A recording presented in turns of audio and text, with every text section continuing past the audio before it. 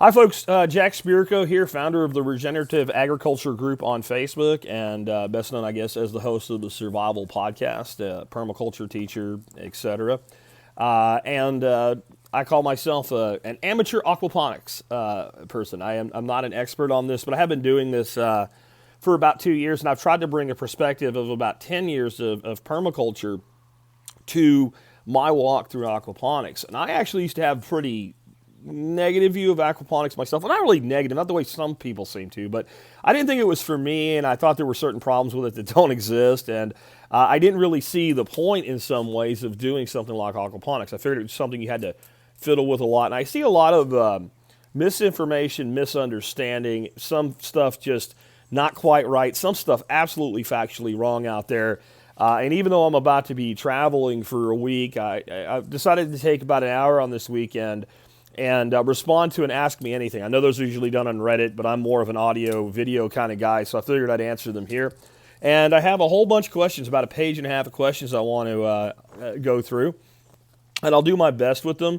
I don't have a complete answer for everything here, but I do have a pretty good answer for most of it. Let's start out with, what kind of fish do you use? Have you ever tried implementing non-fish creatures like crayfish or scud? I have not. Some people do. I think it's useful. Understand that I work mostly with backyard-sized systems, systems that are going to run somewhere in the neighborhood of 300 to 1,000 gallon systems, not large commercial scale systems. I don't know how viable those types of things would be in a commercial scale system. It would be very difficult, I think, to use them there. Crawfish eat each other. They also eat a lot of other things like snails, so they're actually good in a system like that. A couple in a fish tank that has a snail issue is a really good thing. A lot of pet stores use crawfish actually because they will eat snails. Of course, a lot of fish will eat snails, and the fish I use tend to eat the snails pretty good themselves. But I have a friend named David who does aquaponics in his backyard and has various tanks and things like that. And he'll actually buy feeder prawns, and they grow into these great big, huge, beautiful prawns, these big, long things, and they're very good to eat. But it's more of an extra, an add-on. It doesn't really... It's like you're not going to run a system on one of those. We have some ideas we might play with, some hacks and things. I was thinking about building some kind of like an apartment structure so everybody can have their own little hole to hide in and be angry at each other in, and that might work better. But in general, I use finfish, and the primary fish that I've gone to using are locally sourced, locally caught sunfish, bluegills, green sunfish, fish called the pumpkin seed, shell crackers. Those fish adapt readily to aquaponics. They take to eating the feed that they're provided very, very quickly. They adapt well, they're hardy, and they're free. And they're so overpopulated in so many ponds and streams throughout most of America that taking them out of there actually is good for that ecosystem. The one place we won't even use them for anything other than in our bait tanks because the fish are this big and they've been in there so long stunted like that they won't grow out no matter how much you feed them. But there's plenty of other places we get them where they grow into good-sized fish in about 18 months. And you have zero cost, and they're always available, and if you lose some, you can always go get more, and if you eat some, you can always go get more. So that's the primary fish I use. We also do use tilapia. We have white Nile tilapia. They're my favorite tilapia out of the ones we've played around with. And they grow fast, and they get big, and they're very hardy. But they're a minor part of what we do now, and if we want more, we can put some into a fish tank and do our own breeding with them. So anyway, next. The guy says, I'd like to see the energy calculations. I have a feeling that these big aquaponics projects use more setting up than they use more energy setting up than they will ever provide. Dude, that's not a question. That's a claim. And all I can tell you is here, when we look at our energy audit of how much goes into putting one of these together from an expense and from an energy standpoint and from an ongoing energy standpoint, which is mostly just the pump, that what we get back is completely worth the expenditure. Now, on a giant commercial aquaponics system, I don't know. I do know this. If it's not economically viable, it wouldn't stay in business. So there has to be at least that component to it. But why don't you go out there and do the calculation for yourself instead of making an accusation? And there's really like only one or two kind of accusational questions in all of these. The first one was really kind of a trolling question about the flow hive and honey. And I want you to know your question's going to get answered at the end because I think it'll actually be a lot better place to ask it. By the way, while that was a trolling question, it's a great question. It actually makes a really great point that I'll wait till the end.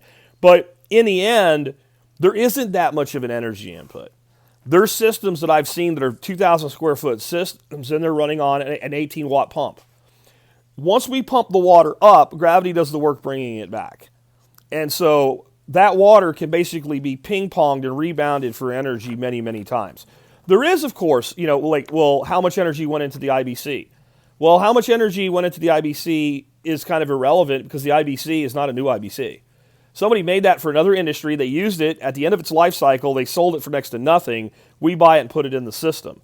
The pipe, yeah, it takes energy to make pipe. And I don't know if you've been to Home Depot or Lowe's, but there's millions of metric tons of that stuff sitting there. Right? That's an industry that exists for itself. The Backyard's Aquaponics contribution to the PVC pipe industry is a milligram of a millisecond of a microgram of nothing. So it's just not really, I think, very relevant to the whole, other than does the system produce enough to justify it? And when you look at our systems and you look at the amount of food that comes out of it, and you look at in a climate like ours, we're eating something out of our aquaponics system every day, 10 months out of the year, I think that speaks for itself. Next, do you see any reason why using a male and female PVC fitting threaded together and JB welded through a bed container wouldn't work just as well as a bulkhead? Have you had any situations where being able to remove your bulkheads has been necessary?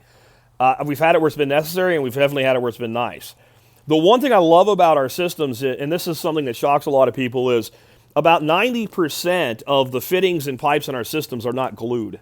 And that means if we decide, hey, I would rather have the system over here, or I'd rather move this bed over there, or I'd rather pull this component out and relocate it to another system, there's nothing to cut. We just pull it apart and take it there. We pretty much only glue the stuff that if it fails, it's catastrophic, or it's kind of a pain in the butt to put back together. And generally, it's reducer fittings are the place where that is most often the case. So most of our stuff's dry fit. By the time you buy your two PVC fittings and JB weld them together, you'll have as much money into that as you will buying a bulkhead. A bulkhead is made for that purpose. That's what it does. And I think they're worth the $7 to $9 a piece on them. You can also use uniseals. I'm not real familiar with them, but plenty of people use them. And I guess the more places you're going to need one, the more it makes sense economically to go there. But I would not JB weld anything together that I might ever need to take apart, no matter what it is, period. I do like JB Weld water weld, though. In these systems, we've had like a hole in a tank, and you make up some of that, boom, done. So, yeah, that's quite useful. Next one, why are so few making it a profitable enterprise? Well, actually, I don't know of a lot of large-scale aquaponics systems in the United States, but the ones that I know of, like Tanya Sawyer in Colorado and Rich Hastings in East Texas, are profitable. They've been running for multiple years as profitable, and they're able to expand their operation as their market expands.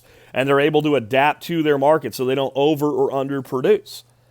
So I think it actually is quite profitable when done correctly. However, I would say that's not how you're going to judge whether or not anything in ag right now is valid. Because the average person that files a Schedule F, which means if you have farm revenue, the IRS tax form that you file is a Schedule F, loses money. That's a fact. And that's commercial, that's organic, that's regenerative, that's permaculture, that's, restoration agriculture, anything. You look across the board, the average agricultural person loses money, or they make very little money because it is a highly competitive, ultra-competitive market. We'll say more on that a little bit toward the end. But so first of all, that is the business of agriculture. It takes a certain kind of person to make money. The other thing is a lot of those losses are somewhat phantom losses, depreciation, etc. Get a good CPA and tax attorney, as I always say. But it may be that we don't have enough people in America that are motivated to do it. Because I don't know of a lot of them that have failed.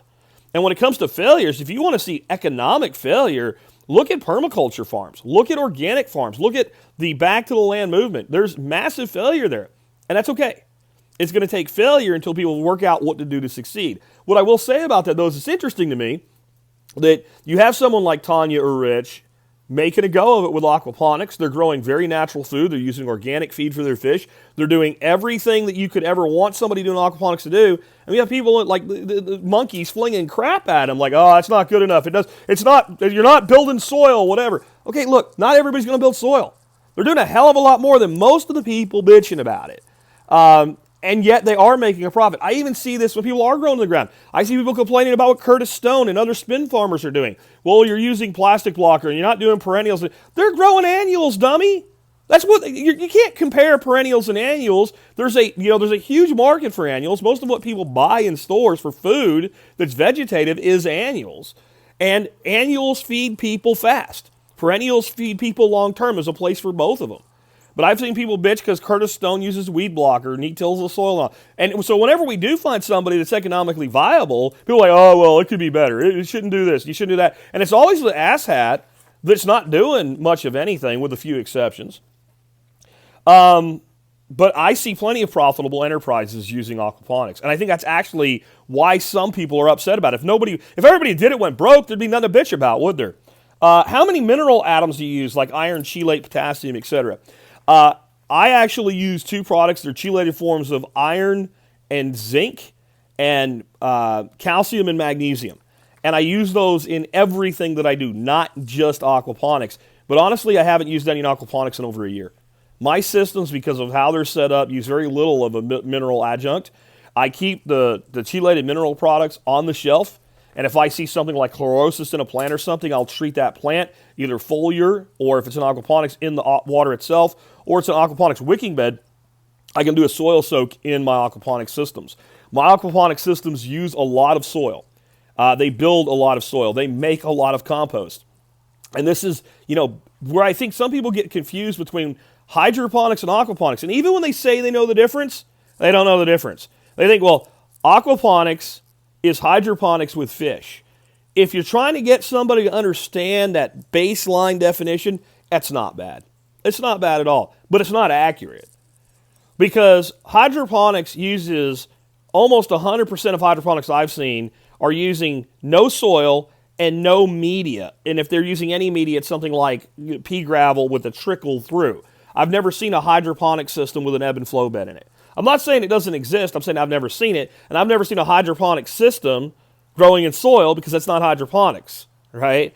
So when you take and you have a system that's built on lava rock and soil and worms and microorganisms and beneficial bacteria and fungi like we do, you get plenty of minerals. And as those minerals are breaking down and made bioavailable, some end up coming out of the water into the soil, and some come out of the water and the soil and the rock into the water and get distributed through the whole system.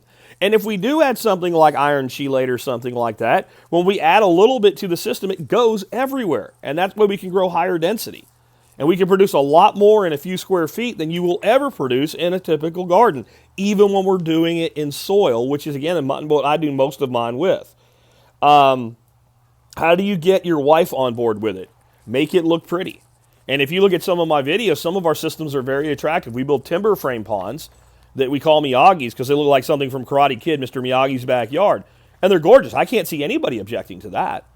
And yeah, I have my wicking bed and ebb and flow beds just kind of sitting up on top of it, and they're big and black and what have you. But you could use anything for that. You build a box and use an EDPM liner for that, and you can make it look however you want. So make it look pretty. That's how you get wives on board with most things. Next, what is the average return of investment? I don't know. What's the average return of investment for people that invest in the stock market? Some people are really stupid about it. Some have good financial advisors. Most people have what you call financial liars. Most people are investing in 401k. That's all about how it's practiced. Here's a couple of ways I can gauge ROI, though. If I go to the produce section of the grocery store, and even if I buy conventional produce, not organic, or I go to the farmer's market and buy low, no matter what, if I go and I buy enough to feed myself on top of the meat that I'm consuming with vegetables for a week, we're into it for $100, easy. And I don't think people realize it because they buy it in pieces, parts, go to the store multiple times, etc. But you start buying peppers, you start buying lettuce, you start buying onions, ginger, etc. For a family of, in my case, family of 2 plus 2 grandkids here all the time, it's easy $100. So as soon as that tank, that one bed produces enough vegetation to make up that week, it paid for itself. And the systems pay for themselves really quick when you start looking at it that way. Plus, they're producing fish. Plus, if we do what we just talked about and make it look pretty, that's a feature in the landscape. There's plenty of people with fountains that could have aquaponics instead of fountains. It would be just as beautiful. and more useful and more productive and sequester carbon if that's what you're worried about. Another way to look at it is, well, what else do you get out of it other than just food? For instance, I love goji berries. Goji berries are a great plant to grow. And I have a bunch of them growing in the dirt on my property, the soil, in the 3 acres that's not aquaponics, right? And but they're expensive. They're $12 to $20 a plant. Let's call it $10. Well, in an ebb and flow bed, if I take, and I say I have $100 into that bed, that's the material, that's everything for that bed. And I take 10 goji cuttings and stick them in there, and 2 weeks later they have roots like you ain't never seen before in your life, and I plant $100 worth of goji berry plants on my property, that bed just paid for itself.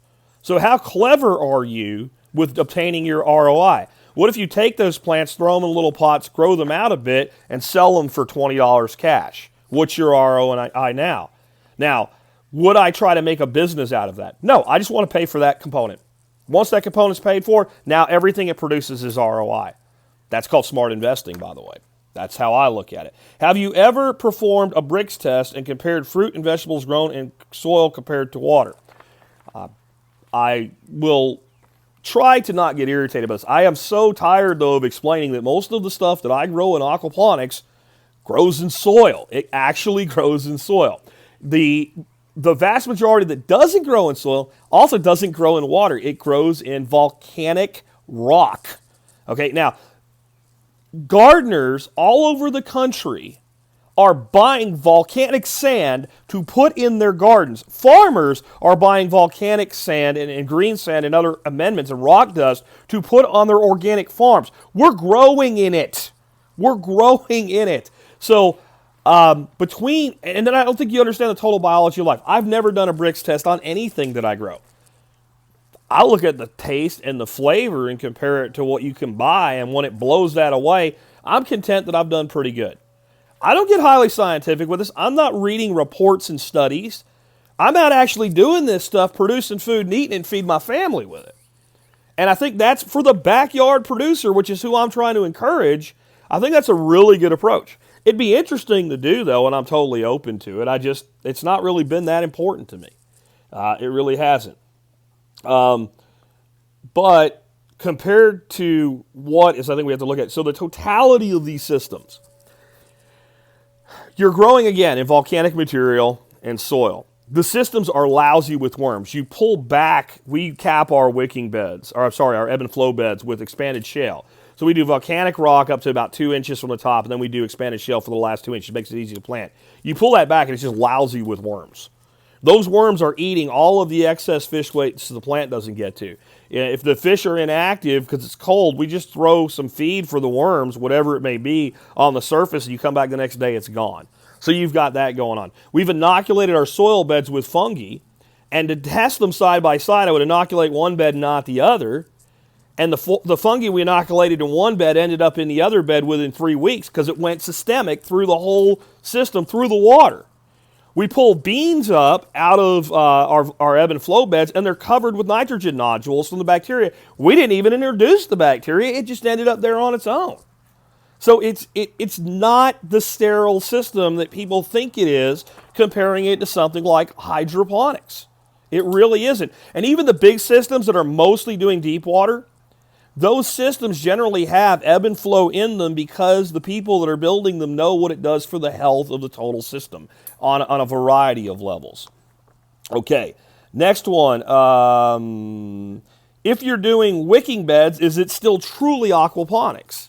Yes, especially when you're doing what we call a flow-through wicking bed. So the water's coming from the aquaponics system, being delivered to the bottom of the wicking bed, filling the wicking bed up to an overflow point. The overflow point then returns into the system. That water's constantly flowing through there. Oh, it's energy. Well, it's going to go through there anyway, or it's going to be pumped anyway, because there's going to be a pump in the system. That's what I'm trying to say. This is like, well, now that we have a pump using energy, moving water, how far can we move it and what can we do with it? And the further we can move it, and the higher we can get it, and the lower our point of return, the more we can do with that energy. So we're pushing it through those systems because it makes the system infinitely expandable. Since we can use things like compost on the surface, since we can use organic fertilizers in that system, right, including ones we make ourselves on the property, because we can make, a manure tea from comfrey and do a foliar or a soil soak. We can take a little bit of sea kelp and we can make that into an amendment for the soil. That means that we don't have to get everything from the water, and we can go as far as that pump will let us and as far as we want to. But since we're moving through that system, it's performing the filter function. You have bacterial colonies in that rock that are making those conversions, and if the water that's in there is being wicked up, and it is, because we don't water from the surface at all once plants are established. When we put seeds in, we will surface water until those seeds get their roots down about that far, so we know they're deep enough in the soil to always have water if they need it. Once that's done, we don't touch it. So the only place the water can come from is the aquaponics system. It goes up into the soil, the plant uses it, and the plant is taking excess nutrient out. The rocks are doing the conversion. Of course, it's aquaponics. I'd like your thoughts on making a decorative garden. Figure out what you want it to look like, and then build aquaponics into it. That's the best advice. This video is going to go very, very long. I can see that already, so that's the best idea I can give you. But use wicking beds. This is your best friend, because now you can take and find some old, fencing material that's free and recycled, and then build a beautiful-looking containment facade for your wicking beds. Build them out of whatever you can get. I've got 10 huge, wonderful fiberglass-based recycled things I'm going to be using to make new beds with. They're monstrous. They give me about 1.5 the surface area of the stock tank beds, and they were cheap. They were $30 a piece, and they used to be used for feed material for molasses for cattle.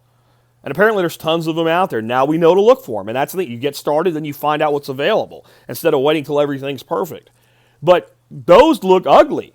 But you facade them in, they look beautiful. So design what you want it to be, and then design the water flows into the system is the best way I could say that. Are there any concerns using PVC primer and glue from Home Depot or Lowe's? Is there a food-grade alternative? Well, first, as I said, the majority of the joints in our system are not glued. That makes them reconfigurable. That makes them, in many instances, free because pipe is cheap, money's in the fittings.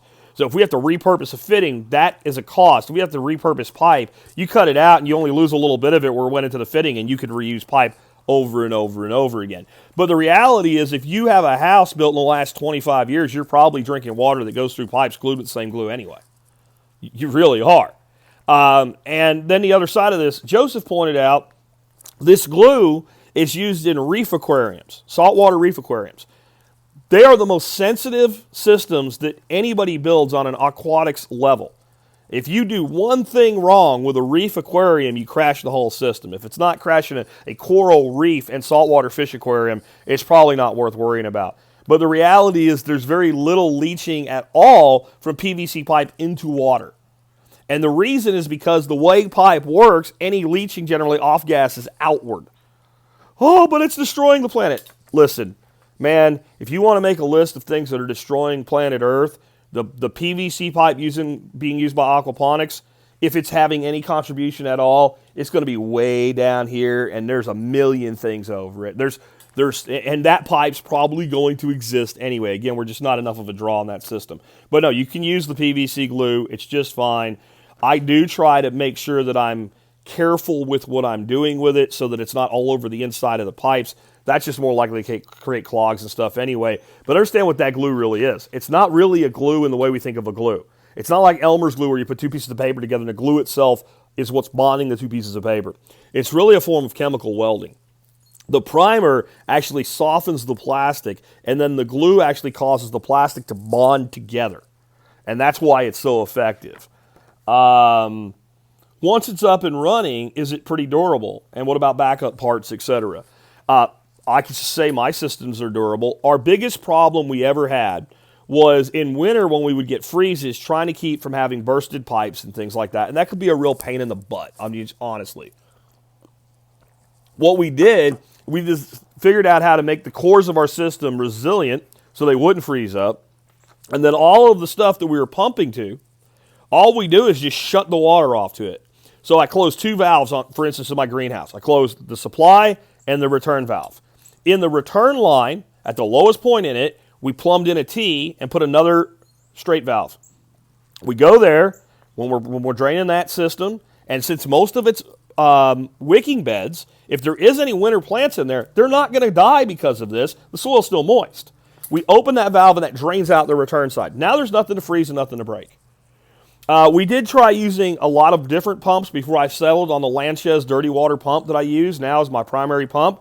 And we had pump failures, and you have to replace a pump, and that's expensive. And it's not convenient. The Lanchez, we've had them running for 2 years in various systems, and I haven't had one fail yet. I always keep one on the shelf. Most of you are not going to do what I'm doing. You're going to build one system, and that's the most efficient way to be. Why am I building multiple systems? I am an educational facility. People come here and want to know what they can do. And if I build one giant system, what I'm going to hear is, well, I can't do that. Well, when I bring people here, I can go, you can do this, you can do this, you can do this, you can do this. By the way, for those that are so obsessed with soil, there's over 800 trees we've planted on this 3 acres. There's swale-based systems. There's all kinds of... One person said, well, when you have all those swales, why don't you just plant your vegetables in there? Because we've been doing it for 5 years, and since we've been successful with it and the trees are growing, it's really shady under there, and the vegetables don't grow very good in there no more. That's why. That's one reason why. We're also sitting on about that much dirt sitting on a limestone slab, which makes aquaponics a great thing for us for annual production and for many other things as well. But they're very durable. I recommend you try to standardize on your sizes. We use 3 different sizes in our systems primarily. We also use 2-inch on the return lines. I have never had to replace anything on a return line. It's very heavy duty, and no one's ever said, I wish my return lines were smaller. Go as big as you can for the system that you have, because that's where you want the most ability to return flow through. But in general, I build systems with 1-inch, 3/4 inch, and 1/2 inch. And the 3/4 is only the stand-up pipe. The 3/4 bell siphons for a 50-gallon ebb and flow really, really work well, and that's kind of the sweet spot for the best affordability on a bulkhead where it's big enough to do the job. So we use that 3/4 for that. So really what we want to make sure we always have is a good assortment of T's, end caps, straight couplers, etc., 90s for your 1/2 inch and your 1 inch, or whatever you standardize on. There's no reason you can't standardize on a single size. But I generally find delivering with a 1/2 inch, but having your primary delivery being a 1 inch gives you a lot more control of your pressures and how much you get, and it makes your system a lot more resilient. That's why I've done that. But you're talking about, $20 worth of some extra fittings, a few valves in case the valve fails for you. That's actually kind of rare, though, other than freezing, so we have to plan for that. And then a pump. And I really think you should have a pump on the shelf. That's totally worth doing, and it should be the same pump you're running once you establish what you want to run. Because that way you have a union in there, you pull your pump out, you put your new pump back in, and you roll. It makes a lot of sense to set up air stones on some sort of a backup power device so that if the system stops running, you can have air to your fish. And that's all you really need. Your system can sit there for a week, and the plants aren't going to start dying because the water's not running. That's a myth. Again, this is not hydroponics. This is aquaponics. As a nutrient water source, could I pump water directly out of my 1-acre farm pond and cycle it back into the pond? Sure you can, but it's probably going to be limiting you mostly to doing soil-based wicking beds. You're not going to get enough nutrient from a 1-acre pond to run ebb and flow or deep water and be very efficient with it. You're going to have to then do a lot of amendments and things we're trying to avoid. So I always advise people that have a true pond, do aquatics, right? That's what you want to do. Like you have an aquaculture. You have tremendous opportunity to plant directly into the pond itself, water chestnut, etc. There are some things that don't need a lot of nutrient to do well, like mint and all. But if you have a pond, throw mint seed around the side of the pond, you'll have all the mint you could ever need. But it is a valid source of water for irrigation. And you could put in 10, 100, 1,000 wicking beds on one pump and set the level of them all the same somehow, however you want to design that in. Drop water in one end, let it run out the other end, and it would be a fantastic, resilient system. Does it make sense? I don't know. You have to look at your own system and determine whether or not it makes sense for you. I think that the big thing here is I don't want somebody to do aquaponics as Jack Spirko does aquaponics. I want you to look at your situation and say, does this make sense for me, and how does it make sense for me? If you have an outside system and your fish tanks are uncovered, do you see a problem with getting too much rain and having overflow, losing nutrients from your system? Probably not. Somebody answered this one on Facebook, and I don't agree. And the reason is that you have a very low area where you actually are collecting rainwater. Now, it's not only your fish tanks, it's everything in there. Like when you get water in your wicking beds, it's going to then create more water, and that's all going to go, and it will overflow your tanks. I've never had it really throw things out of whack. I really haven't. If you have fish doing their thing, that cycle's going to kind of come back around really, really fast. I don't worry about it. Now, an advantage I have, and this is another reason I selected on aquaponics for myself, is our house is on a well. I have no chlorine in my water, and I have 3,000 gallons of rain catchment off my building that's centrally located right where all my systems are that were built there because the rain catches there. So when I need to add water to my system, I don't have to worry about dechlorination. That's an input that's a legitimate input that can add up in a sizable system that I've eliminated, and it's something you should plan for. If you have an outside system, that's the one we just did, is there a concern with bothering any fish by adding extra nutrients to the beds, like the TJAC suggests for keeping away pests? First of all, I believe in giving credit where credit is due. The garlic pepper tea that I recommend as a pest deterrent is by Howard Garrett, the Dirt Doctor. And you can find it at dirtdoctor.com, or just put Howard Garrett garlic pepper tea. You can find all of his stuff on Google really, really easily. No, the garlic pepper tea wouldn't do anything because it's sprayed on the plant itself, and you're just not going to get enough of it in the system. And frankly, it's garlic and pepper. And sometimes I do compost tea with it as a foliar feed since it's going on anyway. You could dump that into your system and it wouldn't hurt, and you're not going to dump it in there. If you got excessive with fertility, if you were heaping it on like a farmer in a dirt field, yeah, you could. But the amounts of fertilizer that we use, and this is what people say about inputs, very, very low. We don't use a lot of fertilizer. I buy a little bitty bag of this stuff called Dr. Earth. It's a 444 organic fertilizer with some beneficial bacteria and fungi in it. And what we're talking about is that bed, that bed that's about that big, maybe twice a season. You're talking about maybe 2 little handfuls sprinkle around the surface. Maybe some blood and bone if that's what you want to use. You're not going to have a problem. If you mixed up a liquid fertilizer, and you had a lot of beds, and you drench the shit out of them all, sure, you could create a fertility spike. And whether or not your system would be able to deal with it would be based on the size of your system, what's in it, how hardy are the fish, how quick will it recover, that type of thing. If you ever get into a problem with a fertility spike, just do a water change. Dump 200 gallons of water. Oh, God, you're wasting water. I've saved way more than that compared to farming the same amount of food. But anyway, when I dump my water, it goes into a swale that feeds 590 feet of swale, and all of that extra nutrient goes to my trees. Right? So design your systems to be holistic and work together, and then that's not a problem. But, do a 20 to 25% water change if you end up with a fertility spike and it looks like it's causing a problem. I judge that by looking at my fish. We'll get to more on that in a bit. Actually, we'll get to it right now. What tests do you perform to make sure your system is and stays balanced? pH, ammonia, observation only, what? I don't do shit. Tell you the truth, I don't do shit. I started out doing all of this different kinds of stuff, and I was concerned about it, and I wanted to make sure that, all this, the nitrogen or whatever, and there's a valid point to it, and that is that when you're starting a system up, you want to see that nitrogen cycle kick in, and you see your nitrates and nitrites build, and then everything come back to balance. But since I use free fish, and we also use goldfish that are like 15-cent feeder fish, when we start up a new system now, the first thing we do is take water from an existing system and dump it in there. And we'll take media from an existing system and make it a component so we have some inoculation going on. And then we take free fish or cheap fish and we throw them in there. And when they stop dying, we put high-value fish in. That's it. You can play with pH. Like with a specific system, you can go more acidic if you're in a very alkaline environment. So you can grow something like blueberry if you want to. That's fine. I run things as they are. My systems are alkaline. They're going to be alkaline. My water's alkaline. My rainwater's alkaline. My well water's alkaline. This is the alkaline flats, basically, the Black Prairie of Texas, and it's the edge of it where it goes into desert. The water that we collect is alkaline. So what? What does that mean? I build my systems, the stuff that grows in them, I plant more of. The stuff that doesn't do well, I don't grow. Just like you do with a restoration agriculture project when you're doing it in soil. You grow what does well for your environment that you've created.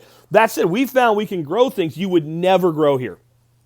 One of my good friends down in Austin, very similar climate situation, they're growing hops. I have tried to grow hops here. I cannot grow hops here. They have one bed, grows more hops than they can use for their home brewing in a year. I've always had a dream to grow something commercially for a local brewer in Texas that they can't get anywhere else. I thought about doing vanilla orchids in a glass house, and when I learned what you had to do to pollinate them, that was out. I've thought about doing a glass house and doing coffee for a coffee stout. Hey, hops. You could put in a system for almost no money and produce enough hops to supply a local microbrew and actually have local hops where they're not supposed to be. So we can do things that are out of climate or out of geography, and they'll work, but they won't all work. So find what does work and do that. That's how I handle the pH thing. As far as knowing when the system is not right, if the plants don't look healthy enough, I know there's not enough fish in the system. There's not enough fertility in the system. If the fish are not acting like they should for the situation they're in, if the water's nice and warm, they haven't been fed for a while, you give them some feed and they don't eat, if they're surface breathing, if they're acting different, and that's just, you learn this over time, than they normally do, something's out of whack, you need to take a look at it, and you might need to do a water test at that point. I'm telling you, use local fish and local water, you're not going to have much problem with it at all anyway. Oh, let's see. How do you determine water flow rates for the size and type of bed? I don't. I use pipe that's more than big enough to do the job, and I set the flow rate with a valve. If it's going too fast, close the valve some more. If it's not going fast enough, open the valve up some more. That's it.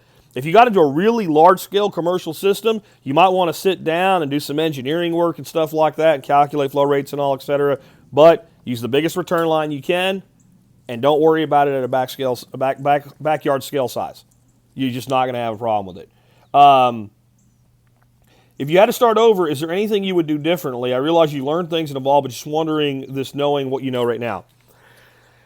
There's a couple things I would do differently. Number one, the day I got on this property, January, over 5 years ago, I would have started building my first aquaponics system instead of 2 years ago. I would have started faster because it's done more for feeding my family than anything else that I've done. And it's done more for producing fertility for my property than anything other than the ducks. The amount of compost we've made out of aquatic vegetation is insane. And it's literally no work to do it. You stack it up and it composts itself. It's got everything it needs. It's got nutrients from the water. It's got fibers for carbons. It's green, so it's got nitrogen. It's full of water. By the time it actually completely dries out, it's already started to break down. It's actually pretty cool.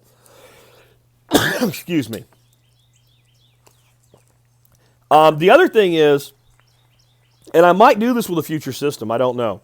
I would really think about on my largest system, renting a jackhammer and an air compressor for a day. I know that sounds like crazy energy usage, but it would be to save energy. Like I said, the lower we can get our sump and the higher that water can be moved by the system, the more it can do on its way back. And what makes this a great place for aquaponics is also what makes it a challenging place for aquaponics.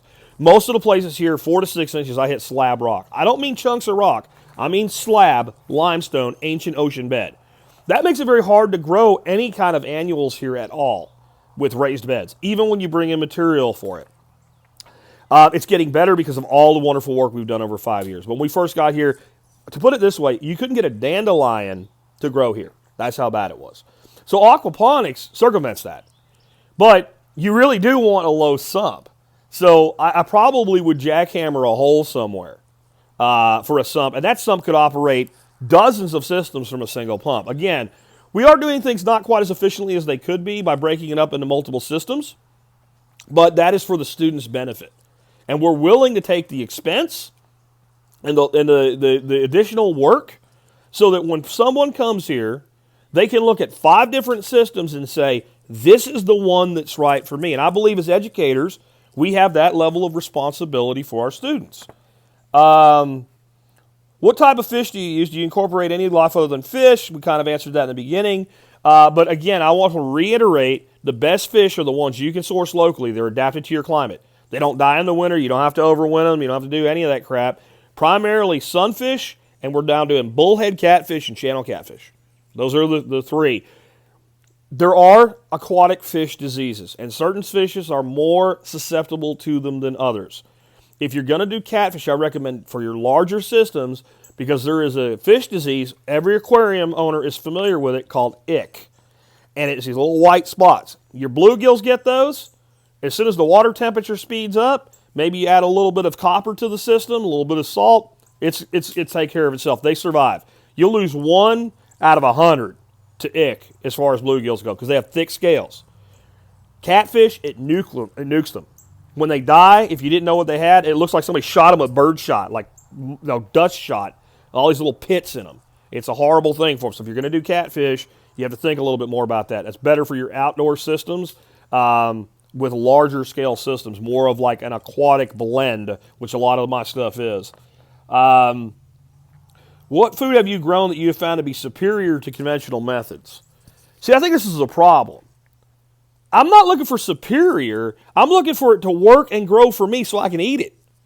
So is a head of lettuce here superior to a head of lettuce grown in one of the greatest agricultural valleys in the United States, organically in the soil in California? I don't know. Probably, honestly, from the produce I've purchased versus the taste of what I've eaten out of here, it probably is. But that's not my judge of success. My judge of success is lots of food for my family in a natural, healthy way. But there are certain things that I think grow way better. Cucumbers in an ebb and flow bed are insane. I mean, you one plant and you can't keep up with it. Certain plants that are aquatic in nature, Thai water spinach, for instance, Kang Kong. Oh my God. One bed this big, one concrete tray bed. We were getting a half a bushel of Kang Kong every 2 weeks, feeding it to the ducks, who were then processing it into manure and manuring the facility. When we have excess this year, we'll compost it because we don't have the ducks to eat anymore. The chickens, we only have 4 little chickens. They'll never keep up with it. Sweet potatoes. Man, you'd think that is the perfect plant for in the ground, but in the wicking beds, they're fantastic. They grow over, the birds eat them off the bottom, and then we get all those greens all year, and then you just leave your sweet potatoes in there for the winter. When you need sweet potato, you just walk out, pull one out of the bed. That's hard to do in the ground. These beds, you can shove your arm that deep in the bed because they're never dried out. You start with good soil, you keep it good soil. You can always stick your arm down in there and do it. So, I mean, those types of things. But I don't think it's superior. I think it's just as good, and that's what I'm looking for. I'm looking for my life to be easier, my production to be higher, and the quality of the product to be just as good. That's what I'm going for. Does the lava rock in your wicking bed act as a medium that your nitrifying bacteria live in? How deep is the water in your larger wicking beds? My larger deep wicking beds are 2 foot deep in total. And let me switch papers here. The lava rock layer up to the stratification between the soil and the lava rock is about 7 inches. And that's sufficient that, we don't quite fill the beds to the top. We fill them about 2 inches from the top, that we do get enough wicking action to segregate the soil from the dirt. I generally, in my big ones, use perlite. About a 2-inch layer of perlite is very good wicking action, and it makes a lot of sense to lay down a weed block layer between the perlite and the rock so that if your roots get down into the system, they don't get down in the rock. But if they do, honestly, with annuals, it's not that big a deal. Because by the time you come through your winter, that those roots have actually broken down and contributed to the life of the system itself. But about 7 inches in a 2-foot bed. And yes, nitrifying bacteria, etc. We know this, again, from growing legumes in ebb and flow beds. And when you're like, okay, that's kind of at the end of its life cycle, and you pull it out, and there's nodules all over it. So you've got that symbiotic bacteria living in there. How does aquaponics compare to the benefits of symbiotic soil bacteria and fungi give to plants? Again, if you're doing wicking beds in your system, you have that. And again, we know it's not just in the soil, that it does go systemic, because when we added the bacteria to one part of the system, it ended up everywhere. You dig it up and you find those same filaments, right? That same fungal action going on. And it was interesting because, like, when I first did the inoculation of the fungi, the one bed outperformed the other bed. Because that's why I did it. I want to see, is it worth this input? And that was great. But then in a couple of weeks, you start noticing it catching up. And I didn't add anything to it. And then you start digging through the wood chips in it, and you start finding those mycorrhizal fungi, and that's gone systemic. So all of that stuff happens in there. And I'm not going to say it happens in a giant greenhouse-built system that's 90% deep water. I honestly don't know a lot about those systems. That's not what I'm advocating. I'm advocating systems with deep water, ebb and flow, and soil, all three in them, even if you're using one as your primary production, because it creates that biology and that complexity that we're looking for. Would you recommend a beginner start with goldfish? Absolutely. You know, you can buy 100 of them for $15. Feeder goldfish from PetSmart. And they'll probably live through the horror of cycling a system for the first time. You probably have to figure out what to do with them. And we found that if you get them about that big, you end up with some real pretty fantails.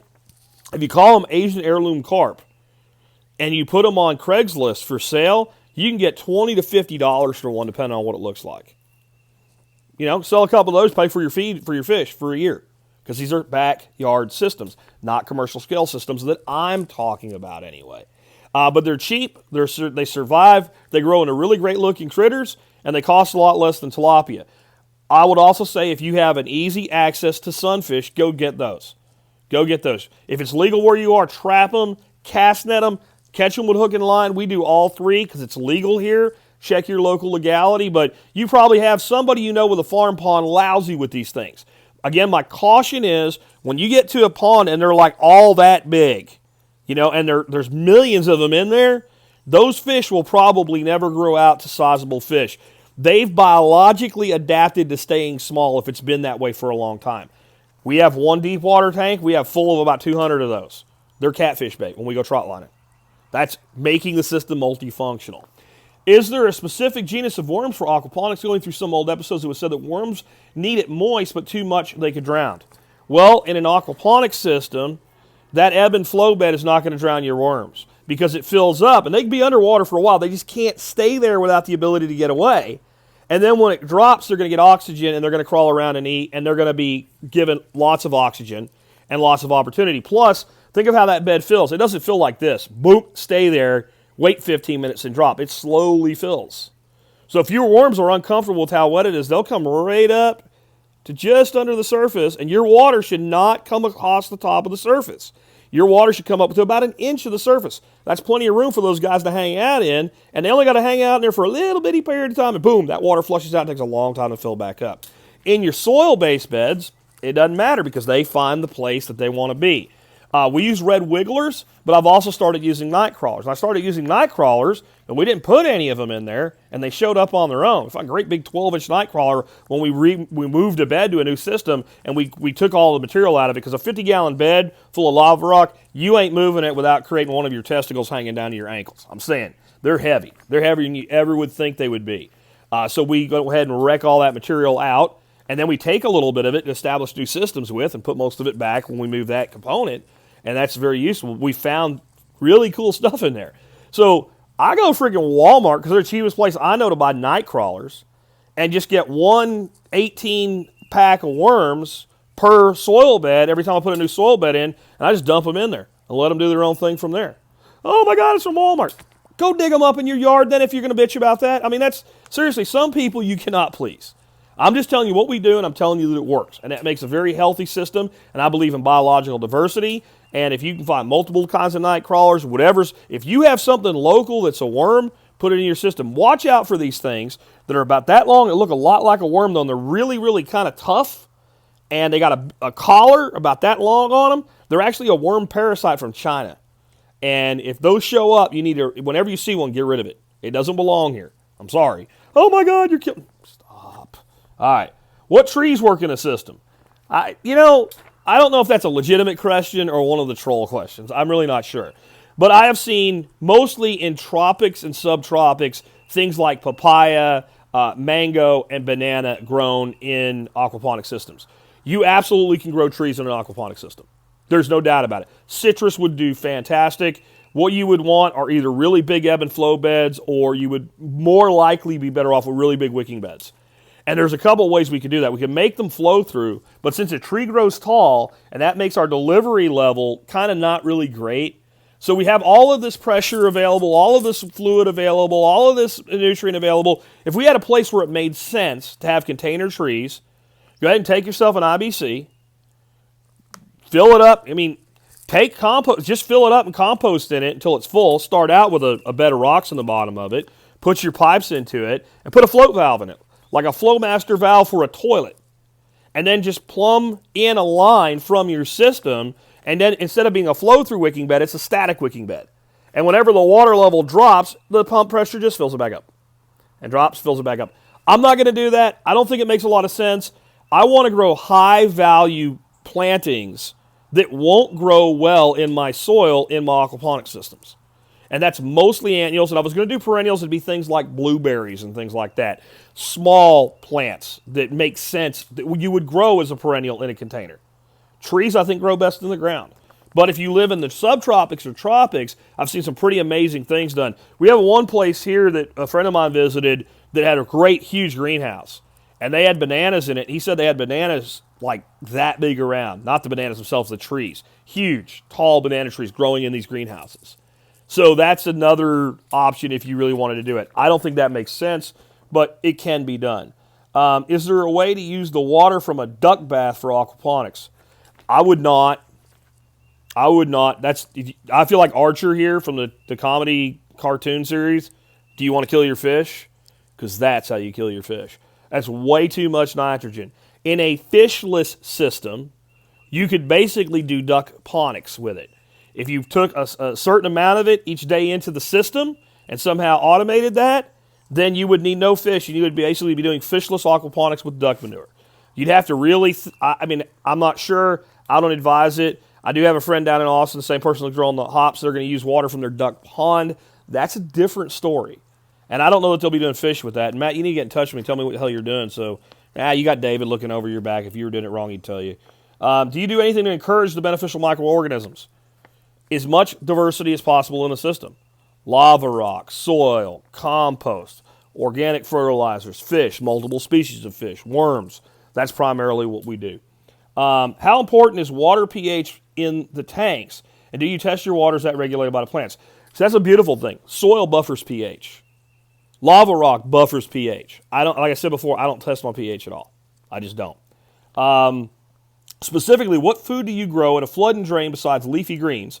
It's my first year with the system. It's about to get too hot for the leafy greens pretty soon. Well, one of the things that I would point out about the leafy greens is that you actually will probably be able to grow them later in the year in an ebb and flow bed than you will in the ground. So you actually, if that's what you want to grow, you can probably grow them longer. But I don't actually see ebb and flow as the best place for leafy greens. Leafy greens do really good in deep water systems, at least some of them do, your lettuces especially.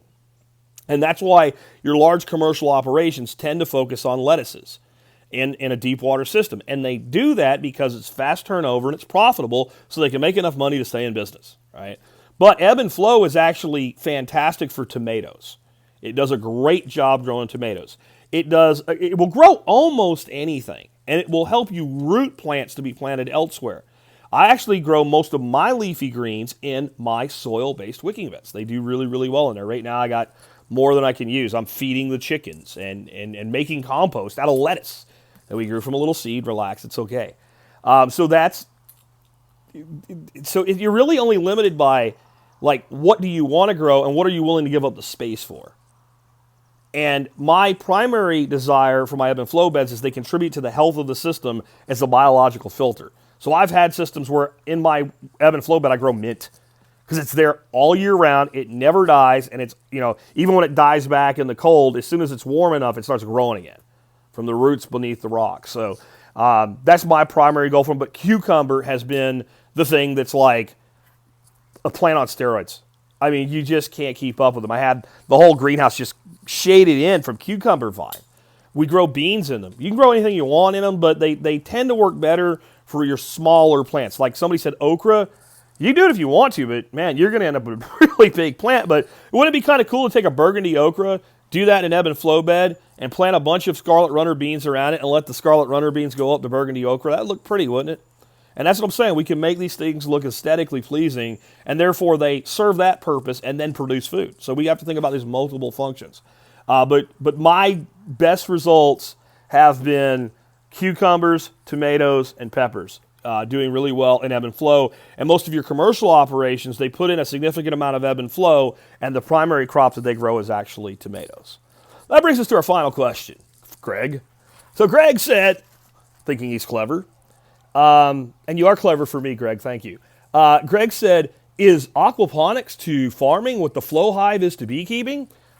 The reason I save this is because it's pretty self-evident, I think, by the end of answering these questions that, the flow hive, if you're not familiar with this is bee box that the bees deposit their honey in. It's basically a super. And what it does is it lets you extract the honey from the hive without taking the comb out and spinning it, and et cetera. And the problem with the flow hive is multifaceted. Number one, it's way too expensive to be viable. It's way too expensive to be viable. It's like $400 a super. You can build a super for scrap wood, right? So it doesn't financially make sense. It's a gimmick to sell to people. The only way you make money with the flow hive is to be selling it to people that don't know shit about beekeeping, okay? There's no beekeepers anywhere making money with flow hives. There's no beekeepers anywhere with more than, let's say, 10 boxes using flow hives because it doesn't make sense. There's lots of people producing lots of food for their family with aquaponics, and there's lots of people doing it profitably commercially as well. So right there, that whole thing breaks down. But again, the flow hive is one-dimensional. It's a one thing, and it presupposes something that's just not true, and that is the work of a beekeeper is in the extraction of the honey. When I was keeping bees, I was in my hives once a month, inspecting them. Is there a mite problem? Are they making queen cells? Are they about to swarm? Do I need to split this hive? That's where all the work in beekeeping is. The flow hive is an answer to a problem that doesn't exist. Aquaponics is an answer to a problem that exists. I want to grow lots of food, and my space is limited, my climate's limited, etc. No, Greg, the flow hive is not analogous to aquaponics. And the reason it was a great question is it demonstrates something that I've been trying to explain for a long time. And don't see this as an insult. This is true, because I am ignorant to certain things myself. Ignorance of what aquaponics is and how it works by people that live in climates where they can throw some chestnuts in the ground and grow trees. Well, if that's where you live, that's what you should do. And I think everybody should use the technology, the techniques, and the tactics that are most consistent with the goals that they have for the property that they are blessed to have the ability to manage. And I think we are blessed to have the ability to manage a property. I think that is a privilege that we have as a species to be part of that. To manage, I don't care if it's an 84 square foot patio and you live in the suburbs and you don't have a single bit of dirt that you can access on that property, and you build a nice pergola and an aquaponic system like we have, that's a privilege to be able to manage that and produce that food for your family. And I mean privilege in the best way possible. Something you should be grateful for the opportunity to act on. I think it's wonderful.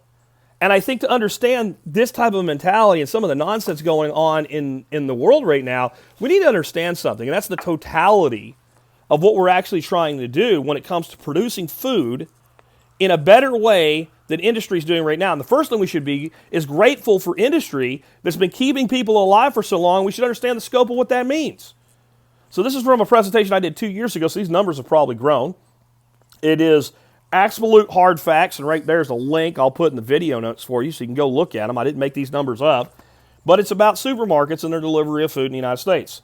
One average supermarket in the United States does $500,000 in change in sales a week. 42,000 individual products on their shelves. It occupies 46,000 square feet, and there's a 37,000 plus supermarkets in the United States that make these numbers up. 37,000 supermarkets.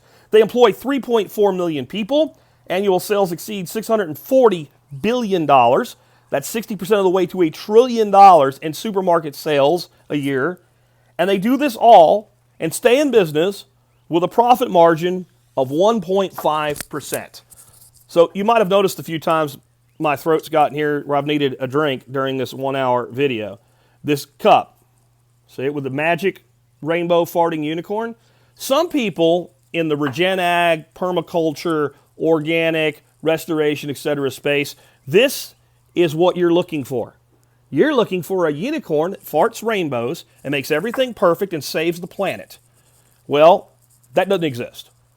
And no one is saying that's smart anyway, no matter what system they use, no matter whether it's swale-based tree growing systems, it's a keyline adaptive agriculture like Mark Shepard uses, full-on permaculture like they do at the PRI in Australia, good old-fashioned organic farming, good old-fashioned spin farming. Nobody who really knows what they're doing is saying, my way is the best way and everybody should do what I do. Because the people that have made the selection on what they're doing by an evaluation of what is best for them understood when they made that evaluation that they had to choose what was best for them, and they asked themselves some hard questions. And they probably didn't end up where they thought they would end up. And everybody I know that's successful in significant production of food from backyard to broad acres went through that process, or they were damn lucky. And I think it's some of the damn lucky ones that run their mouth the most about this type of stuff. The backyard aquaponics person is not killing the planet. The stock tank that I've used to build my system is not contributing to global warming. Okay? It's not happening. It just isn't. And we need to band together and stop this stupid ass infighting. Well, my method is better than your method. You notice I never once told anybody in this 2-year journey I've taken on aquaponics, you need to go do this. This is going to save the world. I do believe aquaponics is overhyped. Absolutely. And I believe a lot of these little videos they put together, they're misleading. So what? It doesn't mean the technology doesn't work. I believe permaculture is overhyped by some people. I believe every single technology in agriculture has religious, zealot-like advocates of it that overhype it, and therefore when they overhype it, they crap on everything else. I do believe in the principles of permaculture, and I do not think it is a cult, and I'm tired of that joke too. I've seen more good come out of good, solid permaculture design using all of the things, as Jeff Lawton says, that are in the permaculture wardrobe, including aquatics and aquaponics, than I've seen come out of anything else anywhere. And if we want to replace a $600 billion industry, if we want to make a gnat's ass of a dent in a $600 billion industry, we need as many people as possible growing something for their damn selves in their backyard. This is one way to do it. And it works for a lot of people. And it will not be the best idea for the most people. I would say the best idea for all the people. Okay? We don't really know. You got to evaluate the situation. You have great soils. It's easy to build great soils. You have the right climate. Yeah, it's going to cost less money to put in a basic kitchen garden. Go do that. But if this technology makes sense for you, do not let a zealot who hasn't even read the book that they're a zealot of talk you out of it. I hope this has been enlightening. I hope it's been educational, and I hope it's been worth my time. And I know I am a little bit abrasive at times, and I'm not everybody's cup of tea or even everybody's cup of coffee from Holler Roast in Tennessee. But what I am is I'm straight and I'm honest about what we're doing here. I've shared my successes and my failures. Every single picture you see, none of them have been doctored, taken from different angles, any kind of crap like that. We've never lied about what we're doing. We've never exceeded claims as to what we actually are capable of doing here. We've shown you all along the way what we've done. We'll keep doing it. And the people out there that want to put somebody down that's doing better than they were yesterday, get off your damn computer that's made of plastic that you keep bitching about.